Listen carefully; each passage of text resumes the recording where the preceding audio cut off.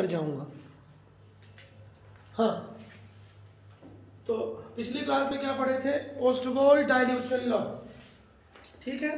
उसमें हमने क्या बात की थी? बेसिक फॉर्मूला डिराइव किया था, alpha is equal to root over K by C. Alpha को नेग्लिजिबल ले लिया था क्योंकि weak acid, for weak acid degree of dissociation is negligible. बात समझ में आ रही है? ठीक है। सो वीक एसिड के बाद अब लिखिए case 2, weak basis, for weak basis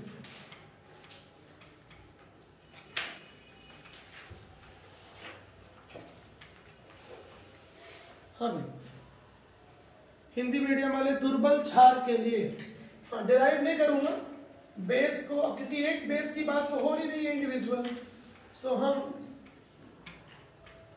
BOH लिख दिए हैं। BOH मतलब कोई भी बेस हो, क्योंकि बेस में जनरली OH तो होता ही है। हाँ, डिराइव नहीं करूंगा, अब मैथड बता चुका हूं इसलिए सीधे लिख रहा हूं 1 minus alpha alpha alpha. Concentration में चेंज करेंगे तो क्या हो जाएगा? वॉल्यूम से डिवाइड कर देंगे, दिस इज कंसंट्रेशन। हाँ, ये एट इक्विलिब्रियम की बात हो रही है, पता है ना? या आफ्टर सम टाइम, इक्विलिब्रियम भी नहीं बोल सकते, आफ्टर सम टाइम, ठीक है। तो ये हुए डिसोसिएटेड मोल्स और ये क्या हो गया? कंसंट्रेशन। कंसंट्रेशन का दूसरा नाम क्या है नामदेव जी?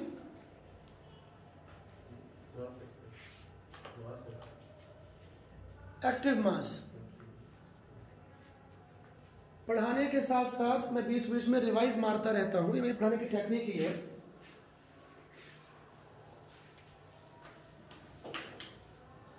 हाँ, चलिए आगे बढ़िए।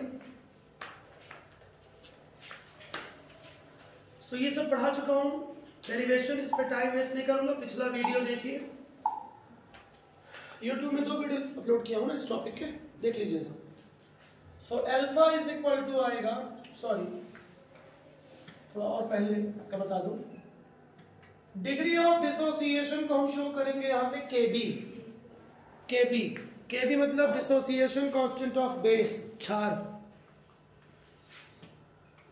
ठीक। जब इसको सॉल्व करेंगे, मेथड बता चुका हूं, कंसंट्रेशन ऑफ प्रोडक्ट आएगा अपॉन कंसंट्रेशन ऑफ रिएक्टेंट आएगा। जब इसको सॉल्व करेंगे तो इत्तेफाक से वही फॉर्मूला आता है जो एसिड के लिए आया था, अलग कुछ नहीं आएगा। लिखते जाइए, बहुत टाइम नहीं दे पाऊंगा। Root over KB upon C, root over KB upon C, where KB पता है, where KB ionization constant of base, dissociation constant of base, क्षार का आयनन या वियोजन स्थिरांक, C आप जानते हैं कंसंट्रेशन है, ठीक है। कंसंट्रेशन को 1/V लिख सकते हैं, पढ़ा चुका हूं, बार बार रिपीट नहीं कर पाऊंगा। वही सेम फॉर्मूला है, सेम, कुछ नया नहीं आ रहा है। जो हम पिछले क्लास में पढ़े थे उसी को आगे बढ़ा रहा हूं। पिछला वीडियो देख लीजिए, पिछली क्लास अटेंड कर लीजिए। हाँ जी, टेक्नोलॉजी का यूज करिए। ये बेनिफिट्स आज की जनरेशन को है, हमको तो नहीं मिला बेनिफिट, ये हम आपसे 20 गुना।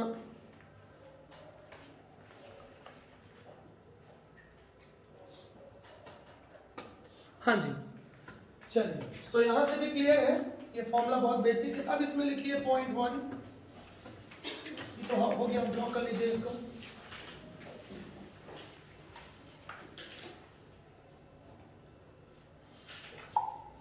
सेम कंसेप्ट आ जाएंगे, हम रिपीट कर लीजिए सेम कंसेप्ट से। एसिड में पढ़े थे हम लोग। हाँ, तो एसिड में हमने पढ़ा था H ion concentration, H ion concentration.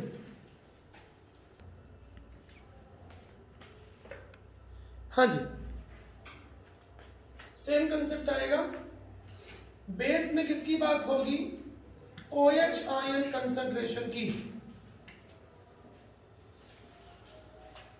ये पढ़ाया हो ना, BOH को हमने डिसोसिएट किया, B plus OH minus. OH के नीचे देखिए अल्फा अपॉन V आया था, जिसको हम C अल्फा बोल सकते हैं। So OH ion concentration is equal to alpha upon V C alpha.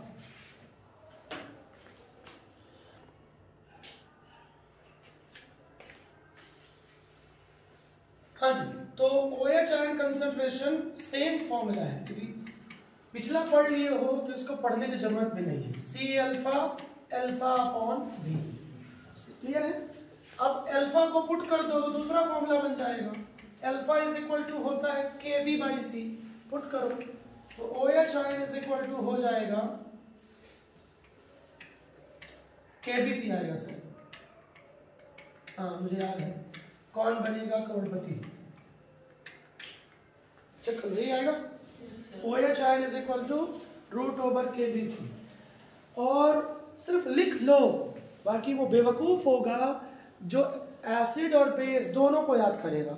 Same concept है, किसी एक को पढ़ लीजिए, खत्म, लोड लेने का ही नहीं। एक चीज समझ लीजिए, एक कंसेप्ट को समझ लीजिए, दूसरा वही रिपीट हो रहा है, कोई प्रॉब्लम ही नहीं है। जैसा हमने पढ़ा था in acid H ion concentration C alpha, ठीक है, तो सेम कंसेप्ट यहाँ पे आ रहा है OH ion concentration. Number 2,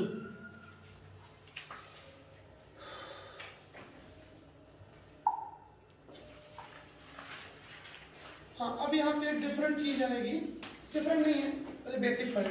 PKB बता चुका हूँ पिछले क्लास में। इस चैप्टर में यदि P आ गया मतलब फॉर्मूले में नेगेटिव लॉग आ जाएगा। आयनिक इक्विलिब्रियम की एक खास बात है, अभी बहुत आने वाले हैं PH आएगा, फिर PKW आएगा, फिर और भी आने वाला है, समझ में आया। तो P आ गया means PKB minus log KB, खत्म। KB जानते हो C alpha square, but concept क्या है, बेसिक स्ट्रेंथ, क्षारीय शक्ति, क्षारीयता बोलते हैं सिर्फ शॉर्ट में, बेसिसिटी भी बोल सकते हैं। बेसिसिटी किस पे डिपेंड करती है, जैसे कि एसिडिक स्ट्रेंथ किस पे डिपेंड किया था, K पे, तो बेसिक स्ट्रेंथ डिपेंड करेगा KB पे, depends on KB, directly proportional to KB, clear है। KB और PKB एक दूसरे के रेसिप्रोकल होते हैं, इनवर्सली होते हैं, नेगेटिव साइन है इसलिए, तो ये ऐसा हो जाएगा inversely proportional to PKB, basic strength directly proportional to KB, हो गया inversely proportional to PKB, clear है, ठीक है। मतलब किसी भी बेस के लिए, for any base, if the value of KB is high then क्या होगा, it is a strong base. KB की वैल्यू कम होगी, it is weak base, clear, बहुत बेसिक सा है। ऑर्गेनिक में इसका बहुत यूज है, ऑर्गेनिक केमिस्ट्री में ज्यादा आएगा, ये फिजिकल में कम आएगा, ठीक है। KB और PKB ज्यादा आपको मिलेंगे 12th की ऑर्गेनिक में, 11 में ज्यादा नहीं है, बिकॉज 11 की ऑर्गेनिक कम है। 70% ऑर्गेनिक आप 12th में पढ़ेंगे, 11 में सिर्फ अप्रॉक्स 30 ही है। हो गया, आगे बढ़िए।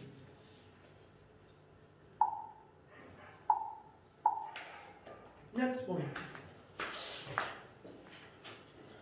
सिमिलरली इसका भी पूछेगा pH, हेडिंग कर दो pH ऑफ वीक बेस, इसको समझना पड़ेगा। तीसरा पॉइंट, हम लोग pH नहीं पढ़ रहे हैं, हम लोग पढ़ रहे हैं पोस्ट-वॉल डाइल्यूशन थ्योरी के यूजेस, एप्लीकेशंस, ठीक है ना। अब समझ लीजिएगा, pH का फॉर्मूला तो आप 10th में पढ़ लिए थे, pH is equal to minus log H ion, pH is equal to minus log H ion, but ये मिसकंसेप्शन है, टीचर्स ठीक से पढ़ाते नहीं हैं।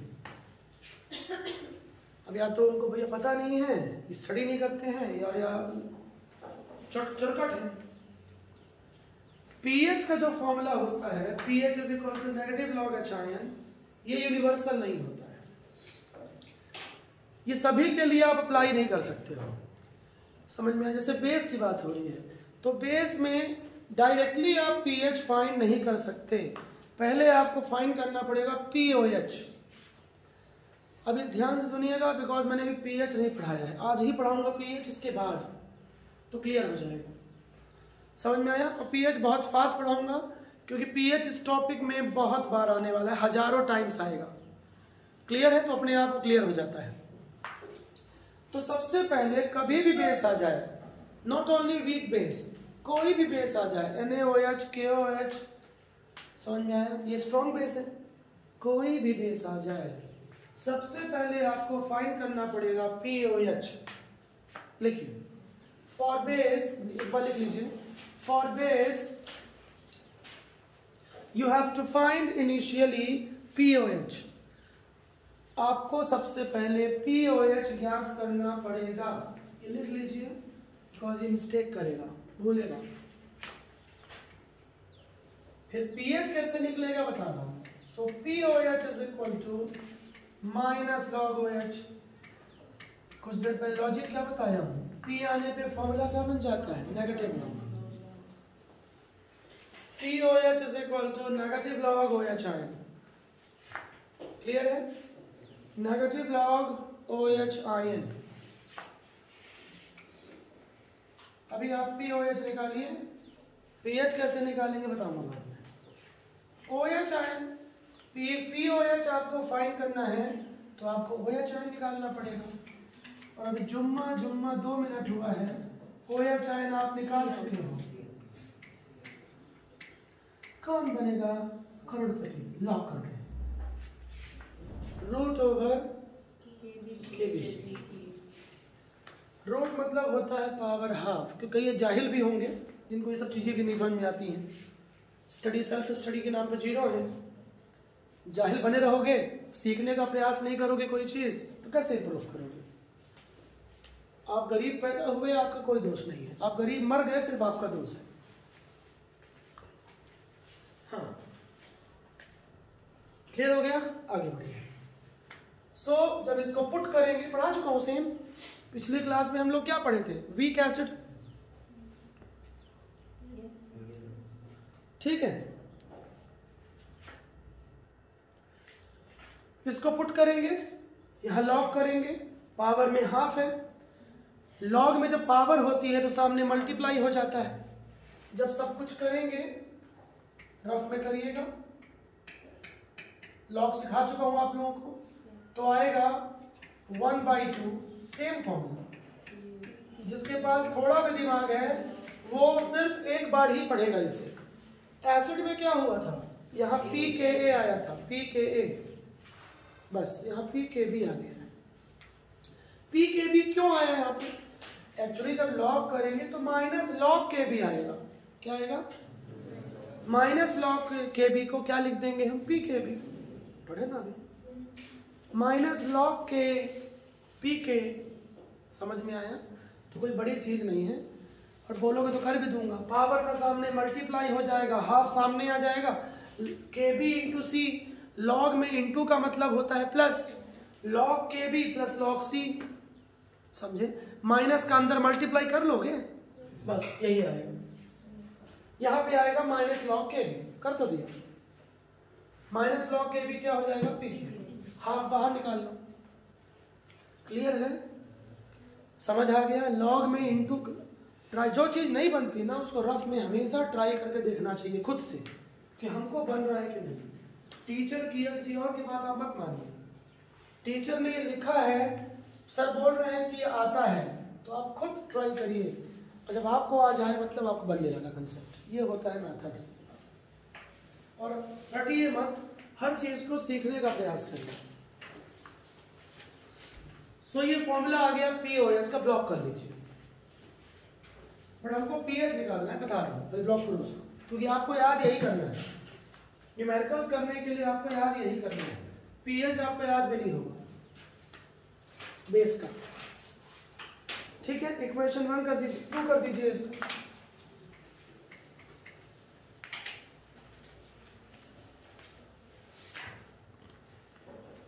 आगे बढ़ते हैं। हाँ अब समझिएगा, लिखिए फॉर पीएच ऑफ बेस, कोई भी बेस, कोई भी क्षार, हिंदी वाले, हिंदी भाषी अंकल, क्षार के पीएच के लिए बहुत मुश्किल नहीं है, 14 से माइनस कर देना है पीओएच को। इसको याद मत करिए, ये फॉर्मूला है और इसको याद मत करिए। बेस कभी भी बोले सबसे पहले निकालिए पीओएच और उसको 14 से माइनस कर दीजिए। मैंने आपको याद करवाया क्या फॉर्मूला? नहीं याद करवाऊंगा तो भूल जाएगा। 14 माइनस पीओएच, पीओएच निकालिए 14 से माइनस कर दीजिए, क्योंकि पीएच की मैक्सिमम वैल्यू होती है 1 to 14, ठीक है। 14 से माइनस कर दीजिए, फॉर्मूला भी होता है, आगे पढ़ोगे। हो गया? अब यहाँ पुट कर दोगे तो बड़ा सा फॉर्मूला बन जाएगा, बट मैं ये काम नहीं कराऊंगा इसलिए क्योंकि आप पुट कर दोगे तो फॉर्मूला भूल जाओगे, अजीबोगरीब फॉर्मूला बन जाएगा। इससे अच्छा है आप पीएच को याद करना चाहते हैं तो सिर्फ पीएच को याद करिए, 1/2 पीकेबी माइनस लॉग सी। मन में कई बार बोल लो, पढ़ते समय एकाग्रता तगड़ी होनी चाहिए। जीनियस स्टूडेंट वही होता है जो क्लास अटेंड करते समय ही सारी चीजें सोचता है, सिर्फ उसको देखता है, सिर्फ उसको सुनता है और सिर्फ उसको सोचता है। बाकी चीजें दुनियादारी, घर द्वार, प्रेम मोहब्बत, शादीशुदा, बच्चे, महरिया, सबको भूल जाता है। और जो एवरेज स्टूडेंट होता है वो एक पढ़ते समय सारी चीज दुनिया भर की सोचता रहता है। घर में ये हुआ, कल ये हुआ, परसों ये हुआ, ब्रेकअप हो गया, अब कैसे जोड़ूं, फेविकोल कहाँ से लाऊं, ठीक है। तो उसी में उलझा रहता है, समझे? नहीं, कई बच्चे ऐसे होते हैं कि कम स्टडी करते हैं, 2 घंटे के लोग होते हैं। कुछ हमारे क्लासमेट्स थे, कुछ मेरे बहुत सारे स्टूडेंट्स भी ऐसे थे, शुभांग शुक्ला वगैरह, जो सिर्फ 2-3 घंटे ही पढ़ते थे, ज़्यादा पढ़ते भी नहीं थे। क्लास में 5-6 घंटे पढ़ते थे, फिर उनके पेरेंट्स मेरे से आके बोलते थे सर ये घर में 2 ही घंटे पढ़ते, ठीक है। उसके बाद भी टॉप करता था बोर्ड में और आईआईटी निकाल लिया। उसकी वजह क्या थी? क्योंकि वो रिसर्च करके पढ़ता था, कंसंट्रेशन तगड़ा था, भले कम पढ़ता था, लेकिन कंसंट्रेशन सभी का तगड़ा नहीं होता है। कंसंट्रेशन आपका तभी तगड़ा होगा, एकाग्रता, जब आप दुनियादारी से मतलब कम रखोगे, क्योंकि इस उम्र में दुनियादारी बहुत सोचती है। इसका जुड़ गया, उसका टूट गया, समझते हो। बच्चे बड़े हो गए हो, हमसे ज़्यादा समझदार हो और पक्के एडल्ट हो, बोलने को टीनेजर्स हो, ठीक है। तो दुनियादारी में बिजी रहोगे तो कंसंट्रेशन, एकाग्रता नाम की चीज़ गायब हो जाएगी। हमको समझाने वाले टीचर्स नहीं मिले, लेकिन मैं अपने स्टूडेंट को 15 साल समझा के रखा हूँ, लेके चलता हूँ। गलतियाँ होने के बाद भी सपोर्ट करता हूँ, ठीक है जो हो गया सो हो गया, आगे बढ़िए। क्योंकि इंसान को प्रेम होता है, सत्य बात है। हम जानवर तो है नहीं, 15-20 बार तो अपने को ही हो गया अपने बच्चों से, हाँ समझे, गाय भैंस से, जानवरों से, हाँ डॉगीज से, स्मार्ट डॉगीज से, समझे, हाँ चलिए, क्यूट पपीज, हाँ पप्पी, चलिए। तो इसलिए इंसान को अपनी लाइफ जितना रखोगे लिमिटेड, उतना आपका एकाग्रता तगड़ा होगा, अर्जुन एकलव्य बनोगे। और जितना बिजी रहोगे दोस्तों यारी में, दोस्ती यारी बर्बाद कर देती है। दोस्त ऐसे होने चाहिए सेलेक्टिव, जो आपको काम से काम रखते हो, आपकी कमियां पे टोकते हो, आपकी गलतियों में टोकते हो, आपसे जलस न रखते हो। जो जलस रखते हैं वो दोस्त हो नहीं सकते, और जो गलत रास्ते पे ले जाते हैं वो तो दुश्मन है, समझ में? तो दोस्त ढूंढिए कृष्ण जैसा, सुदामा जैसा, निस्वार्थ, ठीक है। दोस्त दुर्योधन जैसे मत ढूंढिए। हर कोई अच्छा दोस्त था कर्ण के लिए, लेकिन था स्वार्थी। कर्ण को इस्तेमाल इसलिए किया क्योंकि उसको महाभारत जीतना था, पांडवों को मारना था। इसलिए मित्रता का एग्जाम्पल कभी दुर्योधन और कर्ण नहीं दिए जाते हैं, हमेशा कृष्ण और सुदामा दिए जाते हैं। मित्र तो गुरु द्रोण और द्रौपदी के पिता भी थे, आई बात समझ में, लेकिन नफरत थी उनके अंदर, जलस थी। चलिए हाँ देखिए आगे बढ़ते हैं अब। तो ये हो गया क्या, पीएच। तो सबसे पहले आप पीओएच फाइंड करिए, पीओएच, और उसको 14 से माइनस कर दीजिए, तो हमेशा बेस का क्या निकल जाएगा, पीएच। ठीक है, क्लियर हो गया। तो ये हो गया भैया ओस्टवाल्ड डाइल्यूशन लॉ। अब जल्दी से क्वेश्चन लिखिए, फिर आगे बढ़ते हैं।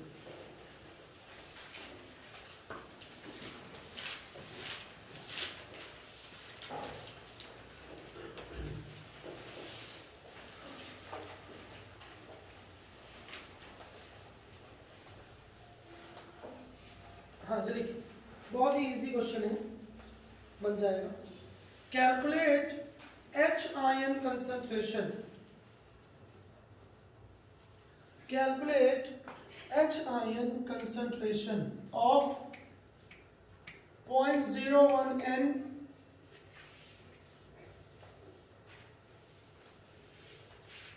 hydrogen cyanide.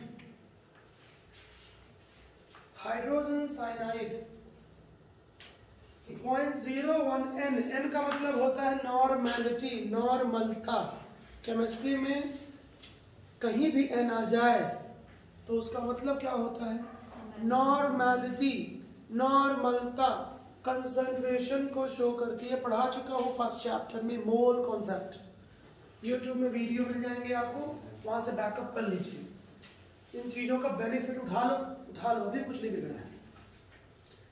हमारे टाइम पे आप 6 महीना पीछे हो जाते यदि, तो बर्बाद हो जाते, क्योंकि हमारे टाइम पे यूट्यूब नहीं था। अभी तो है, अभी आप हेल्प मिल सकती है। ऐसा नहीं, ट्राई करोगे, लग के 5 घंटे बैठोगे लगातार, तो तीनों सब्जेक्ट में जो मिस हुआ है, नुकसान हुआ है, वो बैकअप हो जाएगा। हाँ, बट अच्छी ईमानदारी से 5-6 घंटे बैठना पड़ेगा। हाँ जी, कितना समझाएं। कोरोना काल में बर्बाद बच्चे कितने हैं, लोगों को ये समझ नहीं है, प्रधानमंत्री, इसके प्रधानमंत्री को, और मेन पेरेंट्स अब विरोध कर रहे हैं। तो पीएम भी चुप बैठे हैं, सब कुछ खोल दिया, एजुकेशन बंद कर दिया, पेरेंट्स ने विरोध किया, शादी पार्टी चुनाव हो रहे हैं। चलिए, कैलकुलेट H ion concentration, ठीक है, 0.01 N hydrogen cyanide. Value of dissociation constant, dissociation constant is 4 into 10 to the power minus 10।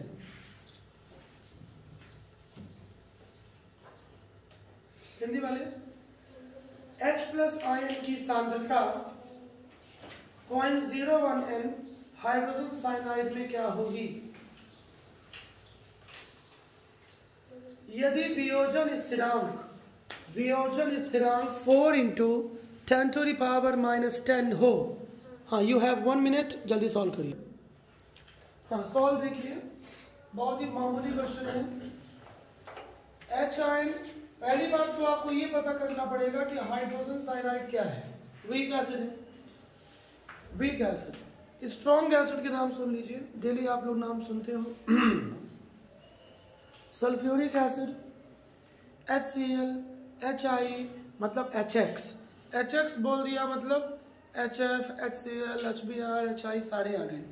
Sulphuric acid, nitric acid, HClO4, ये 4-5 क्या है, स्ट्रॉन्ग एसिड, नाइट्रिक एसिड। उसके अलावा जो नॉन फेमस है, कम फेमस है, H2CO3, क्योंकि आप सबको याद नहीं रख सकते, इसलिए ध्यान से सुनिए। Hydrogen cyanide, H2CO3, acetic acid, कोई भी carboxylic acid, formic acid, citric acid, oxalic acid, these are weak acids. So ये वीक एसिड है, इसका मतलब ओस्टवाल्ड थ्योरी अप्लाई होगी। लिख लीजिए पहली चीज, weak acid, C alpha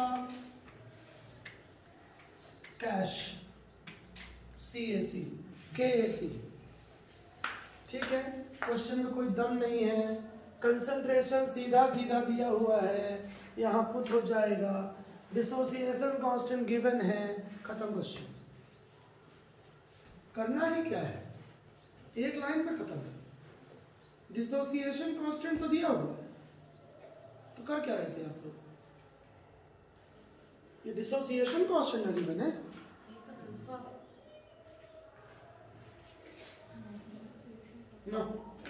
dissociation constant बोला है मैंने, डिसोसिएशन कांस्टेंट मींस के गिवन है। चलिए खत्म हो गया, आगे बढ़िए।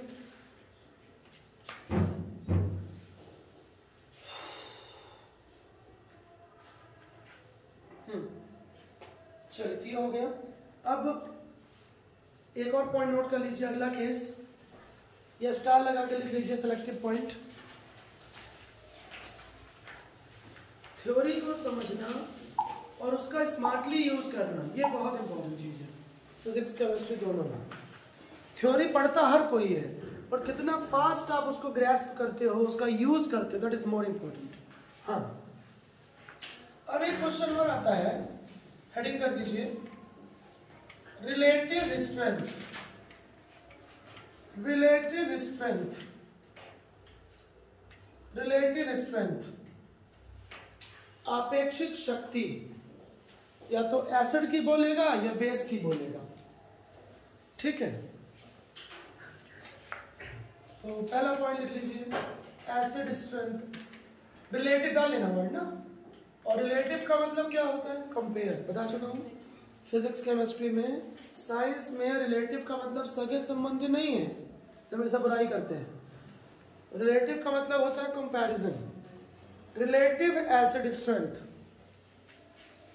रिलेटिव एसिड स्ट्रेंथ लिख लीजिए अभी से। हाँ जी, बहुत सिंपल है, कुछ खास नहीं है, बट ध्यान देना पड़ेगा, नहीं पता होगा तो आंसर नहीं बनेगा। Acid strength directly proportional to root के, बस इतना पढ़ना है आपको। लेकिन क्वेश्चन में ऐसा लिखा मिलेगा, रिलेटिव स्ट्रेंथ टू एसिड्स का एसिड स्ट्रेंथ, S1 S2 क्या है, strength of two acids. Question में क्या करेगा, रेशियोज गिवन रहेंगे, तो अब फॉर्मूला क्या बन जाएगा, K1 upon K2 root over, बस इतना पढ़ना है। टू एसिड्स क्या बात करेगा, या तो उनके नाम लिखे रहेंगे, समझ में आ गया, लिख लीजिए S1 S2। कोई शॉर्टकट नहीं होता है एसिड स्ट्रेंथ का, मैंने एस लिख दिया है, बुक में ऐसा लिखा मिलेगा, acid strength A upon acid strength B, ठीक है। तो मैं ज्यादा इजी कर दिया हूं, S1 S2 कर दिया हूं, फिजिक्स टाइप। हाँ, नंबर टू लिखो रिलेटिव बेस स्ट्रेंथ, सेम आएगा, सेम यहाँ पे कल B कर लीजिए, KD, खत्म, समझ गए। तो ये क्वेश्चन भी इजी हो गया। अब क्वेश्चन नहीं कराऊंगा इस पर, ये इजी है। मैं जिस क्वेश्चन का कंसेप्ट पढ़ा देता हूँ ट्रिक्स, फिर वो क्वेश्चन नहीं कराता हूँ, क्वेश्चन कराऊंगा जो डिफरेंट होंगे, जिनमें कुछ डिफरेंट कंसेप्ट होगा।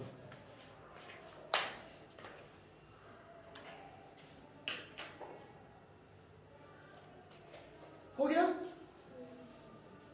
हेडिंग करिए जल्दी, फटाफट खत्म करना है टॉपिक भाई। कल प्रयास करूँ खत्म करने का, इसको कल ही करूंगा भाई, क्योंकि थर्मो पढ़ाना है इसके बाद, फिर ऑर्गेनिक। कहा था ना सिलेबस पास कर दूंगा मैं, मेरे को एक्सेलरेट करना आता है भैया, इतने इयर्स का एक्सपीरियंस है। हाँ, क्लासेस लंबी चलेंगी और इवनिंग में ज़्यादा। हो गया। मैं मॉर्निंग में आज सोचा था 7 बजे लिंक भेजूं, बट क्लासेस फंस जाती हैं आप लोगों के स्कूल की, फिर नहीं भेजूं। कल तो एकता की क्लास नहीं है ना, हाँ, तो कल मॉर्निंग 7 बजे भेजूंगा लिंक, आप लोग उठ जाना, नुकसान होगा आपका। एक्स्ट्रा क्लास अब मैं लूंगा कभी भी, ठीक है जी, उसका एक्स्ट्रा पैसा तो ले नहीं रहा हूँ आपसे, है ना। पढ़ लो, ब्लैंकेट में घुस जाना बढ़िया चुप्पे से, और फोन चला के से ये चुप्पे से बात करते हैं कुछ लोग, कैसी हो, हाँ हाँ हाँ हाँ हाँ। अब हमको सौभाग्य ऐसा मिला नहीं, फिर भी सुना हूँ, देखा हूँ। हाँ हाँ, सिर्फ 2 लोग सुनते बॉस। अरे मेरा कई दोस्त थे, हम लोग इंदौर से आते थे, तो ट्रेन के उसमें नहीं होता गेट में बैठ के बात करते थे ऐसे। मैं बोलूँ भाई नेटवर्क है, बोले हाँ आ गया नेटवर्क। तो अपना काम कर चल। हाँ हाँ ठीक, लक से नहाई हो, मैं तो रिंच से नहाता हूँ। रिंच सुप्रीम कभी कभी फील भी यूज कर लेता हूँ, मेरी इसकी थोड़ा काली है ना। तुम लक से नहाए करो, पीयर्स भी अच्छी है। और नेटवर्क कभी उनका गायब होता नहीं था, मतलब घर से फोन आए ना हम लोग के पेरेंट्स का तो ट्रेन में नेटवर्क आया, ट्रेन में। लेकिन जब ये लोग ऐसे बात करते थे, मतलब इनको क्या बोलते हैं, प्रेमी युगल, तो इनका नेटवर्क कभी गायब नहीं होता। वो हमें सब मतलब, और इतना धीरा बोलते हैं हम लोग तो ऐसे। अब दोस्त उसमें टीनेजर्स थे तो हम लोग भी ऐसे जाके पीछे कान लगा सुनते थे। तो इतना धीरे से वो बात करते हैं लोग प्रेमी युगल कि तीसरा कोई सुन नहीं सकता। हाँ हाँ ठीक है ना, हाँ ठीक, मतलब गजब है भाई। और ऐसे प्रेमी युगल, इतना समय इनके पास कहाँ से रहता है, समझे। मेरी जब शादी लगी थी तो अहमदाबाद से फोन आता था, मैं क्लास में रहता था, क्लास वही 8-9 साल पहले।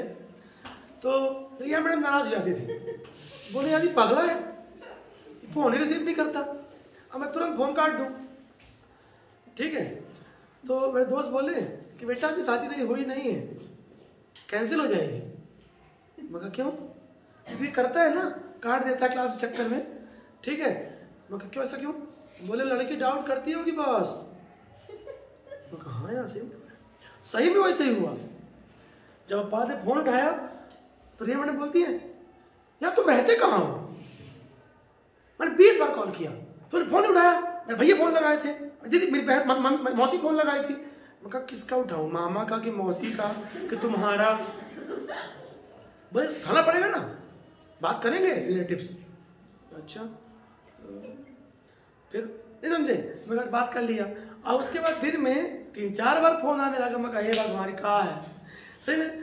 तो मैं सोचो शादी के पहले ही बात नहीं किया इस तरह से। कहीं मैंने पूछना मैडम से, तब भड़क जाती थी वो। बोले दिन में हफ्ते में तो 3 दिन तो आधी बात कर लो। मैं कहा यार मैं 10 मिनट ज्यादा नहीं झेल सकता, मैं क्या बात करूं। फिर मुझे याद आए हाँ दोस्तों का, तुम कौन से साबुन से नहाते हो। बोले ये क्या पूछ रहे हो, बोले वो ऐसे पूछो।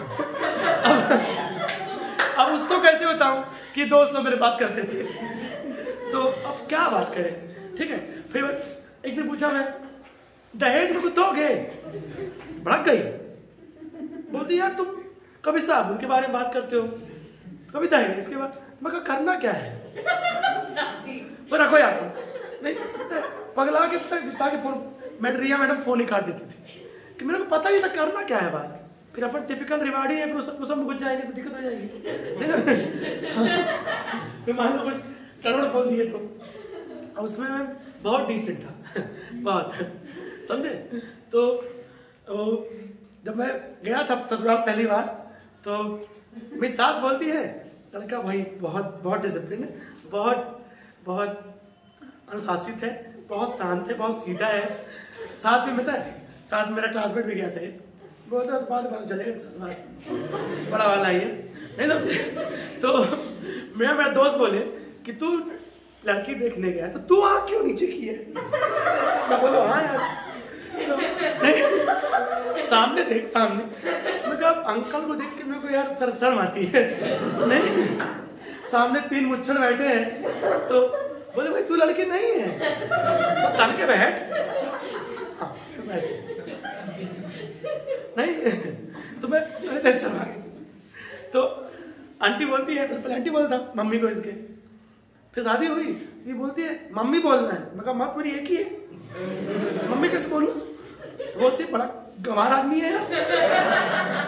मैं बोला गंवार क्यों, मम्मी तो मेरी एक ही है, मम्मी क्या बोलूं, आंटी बोलूंगा। तो बोलती पत्नी की माँ भी माँ होती। मैं कहा माँ जैसी होती है। बोलो माँ तो माँ एक ही है। ठीक है, तो पता है मैं 6 महीने तो मेरे मुंह से मम्मी निकलता नहीं था। मैं ऐसे बोलता हाँ ठीक है, हाँ ठीक है मम्मी। नहीं अरे अपन टिपिकल रिवाड़ी अपनी माँ को अम्मा बोलते हैं, दूसरे को अम्मी कैसे बोले। समझे। हाँ फिर पता है हमको ट्रेनिंग दी, रिया मैडम ट्रेनिंग दी 6 महीना मम्मी देखो, मम्मी बोल रहा माँ ही हूँ। मैं कहा माँ मानता हूँ, ऐसा नहीं है, लेकिन मुंह से निकलता नहीं है। अब मैं बोला मम्मी तो ठीक है, पापा बोलना पड़ेगा क्या? तो बोलती हाँ।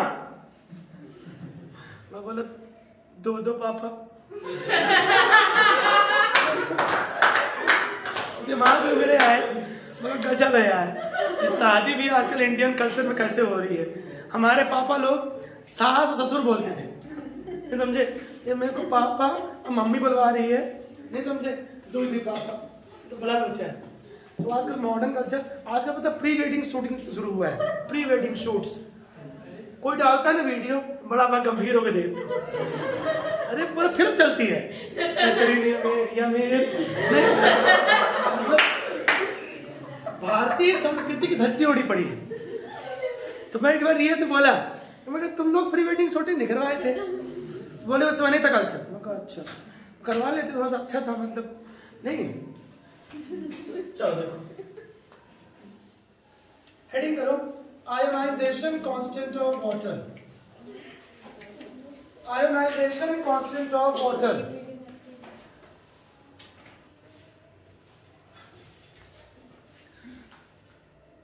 तो अब नेक्स्ट टॉपिक पढ़ते हैं, ionisation constant of water. Ionisation constant of water.